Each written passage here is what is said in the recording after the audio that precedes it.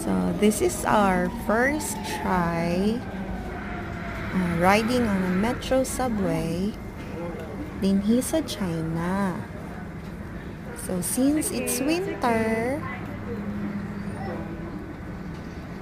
maang baga kayo may mga suot.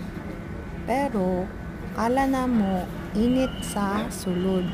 Yung pala, all the way sa among pagsakay, grabe ang haguros sa hangin.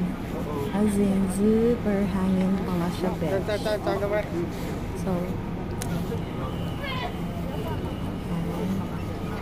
So wala naman siya seat.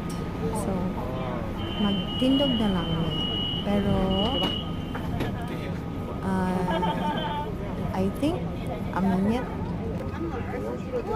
wala man ata na abot o 30 minutes ang biyahe. So, okay lang magtindog. Okay, dagan magtindog kaysa naglingkod. So, ayan, ang nami.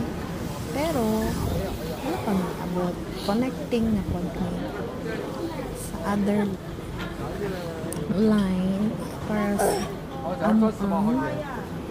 tinood the destination. So, walking. Pasensya na sa video.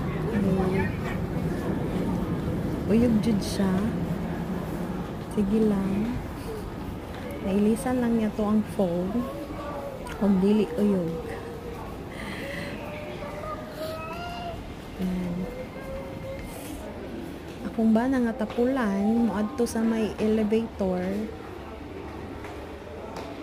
Hinaog na lang yun me para ito ni sa mong next station.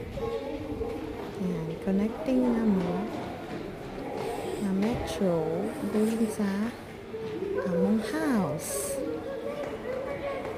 Yan. Grabe ang tao.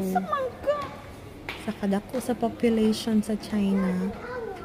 Bisag asa ka moadto ng mga ano nila mga mode of transportation, as in daghan kayo tao.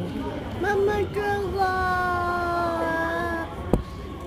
Ma-amaze po kaya. Waiting na me. So that's it.